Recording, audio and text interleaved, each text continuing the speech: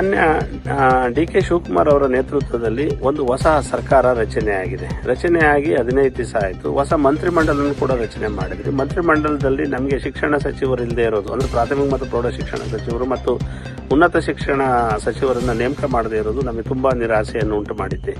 ಯಾಕೆ ಅಂತಂದ್ರೆ ಕಳೆದ 2 ದಶಕಗಳಿಂದ ನಮಗೆ ಸರಿಯಾದಂತಹ ಶಿಕ್ಷಣ ಸಚಿವರು ನಮಗೆ ಸಿಗ್ತಾ ಇಲ್ಲ. ಒಂದು, ಎರಡನೇದಾಗಿ ಶಿಕ್ಷಣ ಇಲಾಖೆ 10 ಹಲವು ಸಮಸ್ಯೆಗಳಲ್ಲಿ ಕೊರಗ್ತಾ ಇದೆ. ಅದು ಸಾಕಷ್ಟು ಮುಂದಿನ ಭವಿಷ್ಯಕ್ಕೂ ಕೂಡ ದೊಡ್ಡ ಪರಿಣಾಮ ಬೀರುವಂತಹ ಸಾಧ್ಯತೆಗಳಿದ್ದಾವೆ.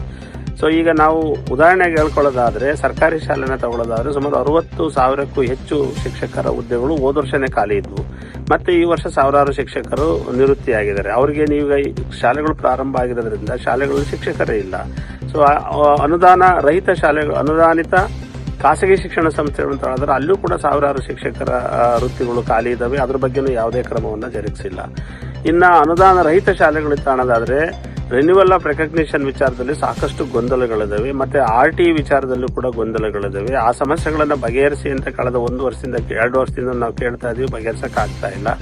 ಸೊ ಸರಿಯಾಗಿ ಪಠ್ಯಪುಸ್ತಕಗಳ ವಿತರಣೆನೂ ಆಗ್ತಾ ಇಲ್ಲ. ಪಠ್ಯಪುಸ್ತಕದಲ್ಲಿರುವಂತಹ ಪಠ್ಯ ವಿಷಯಗಳು ಸುಮಾರು 20 ವರ್ಷ ಹಳೆವು. ಸೊ ಅದನ್ನ ನಾವು CBSE ಮಾದರಿನ ನಾವು ಕನ್ವರ್ಟ್ ಮಾಡ್ತೀವಿ ಅಂತ ಹೇಳಿದ್ರೆ CBSE ಪಠ್ಯನೂ ಕೂಡ ಇಡೀ ದೇಶದಲ್ಲಿ ವ್ಯಾಪಕ ಟೀಕೆಗೆ ಗುರಿಯಾಗ್ತಾ ಇದೆ. ಸೊ ಅಂತ ಪಠ್ಯಗಳನ್ನ ನಾವು ಓದೋದಾದ್ರೆ ಸೊ ನಾವು ಕೂಡ 20 ವರ್ಷ ಹಿಂದಕ್ಕೆ ಹೋಗುವಂತ, ನಮ್ಮ ಮಕ್ಕಳು ಕೂಡ 20 ವರ್ಷ ಹಿಂದಕ್ಕೆ ಹೋಗುವಂತ ಸಾಧ್ಯತೆಗಳು ಹೆಚ್ಚಾಗಿದ್ದಾವೆ.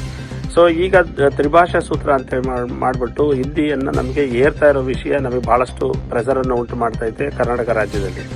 ಅಂದ್ರೆ CBSEಯ ಎಲ್ಲಾ ಶಾಲೆಗಳು 9-10 ಏಕಾಏಕಿ ನೀವು ಹಿಂದಿಯನ್ನ 3ನೇ ಸಬ್ಜೆಕ್ಟ್ ಆಗಿ ನೀವು ತಗೊಳ್ಳೇಬೇಕಾಗುತ್ತೆ. ಇದರ ದ್ವಿತೀಯ ಅಥವಾ ತೃತೀಯ ಆಗಿ ತಗೋಬೇಕಾಗುತ್ತೆ. ಸೊ ಅದಕ್ಕೆ ನೀವು ಪರೀಕ್ಷೆಯನ್ನು ಬರೀಬೇಕಾಗುತ್ತೆ ಅಂತ ಹೇಳಿರುವಂತದ್ದು. ಹೋದ ವರ್ಷ ಹಿಂದಿಯನ್ನು ಓದದೇ ಇರುವಂತ ವಿದ್ಯಾರ್ಥಿಗಳು ಈಗ 10ನೇ ತರಗತಿಗೆ ಹೋದಾಗ ಹಿಂದಿಯನ್ನು ಮತ್ತೆ ಅವ್ರಿಗೆ ಏರೋ ಅಂತದ್ದು ಎಲ್ಲೋ ಒಂದ್ ಕಡೆ ಒತ್ತಾಯಪೂರ್ವಕವಾಗಿ ಈ ರಾಜ್ಯದ ವಿದ್ಯಾರ್ಥಿಗಳಿಗೆ ಹಿಂದಿಯನ್ನು ಏರೋ ಅಂತ ಕೆಲಸ ಮಾಡ್ತಾ ಇದೆ. ಸೊ ಅದ್ರ ವಿರುದ್ಧನಾದ್ರೂ ಧ್ವನಿ ಎತ್ತಲಿಕ್ಕೆ, ಅದ್ರ ವಿರುದ್ಧ ಆದ್ರೂ ಏನಾದ್ರೂ ಹೋರಾಟವನ್ನು ಮಾಡಲಿಕ್ಕೆ ಈಗ ಶಿಕ್ಷಣ ಮಂತ್ರಿಗಳ ಅಗತ್ಯತೆ ಬಹಳ ಹೆಚ್ಚಾಗಿದೆ. ಸೊ RTಯನ್ನು ಮರುಸ್ಥಾಪನೆಗೊಳಿಸ್ತೀವಿ, ಮರುಜಾರಿಗೊಳಿಸ್ತೀವಿ ಅಂತೇಳಿ ರಾಹುಲ್ ಗಾಂಧಿ ಅವರು ಬಂದಾಗಲೂ ಹೇಳಿದ್ರು. ಅದ್ರ ಜೊತೆಗೆ ಮಾನ್ಯ ಸಿದ್ದರಾಮಯ್ಯನವರು ಈ ಹಿಂದಿನ ಮುಖ್ಯಮಂತ್ರಿಗಳು ಕೂಡ ಹೇಳಿದ್ರು. ಸೊ ಅದ್ರ ಬಗ್ಗೆನೂ ಯಾವುದೇ ಕ್ರಮವನ್ನ ಜರುಗಿಸಿಲ್ಲ. ಕನ್ನಡ ಮಾಧ್ಯಮ ಶಾಲೆಗಳಿಗೆ ಅನುದಾನವನ್ನು ಕೊಡ್ತೀವಿ ಅಂತ ಹೇಳ್ಬಿಟ್ಟು ಈ ಹಿಂದಿನ ಶಿಕ್ಷಣ ಮಂತ್ರಿಗಳು ಹೇಳ್ತಾ ಇದ್ರು. ಅದ್ರ ಬಗ್ಗೆನೂ ಯಾವುದೇ ಕ್ರಮವನ್ನು ಜರುಗಿಸಿಲ್ಲ.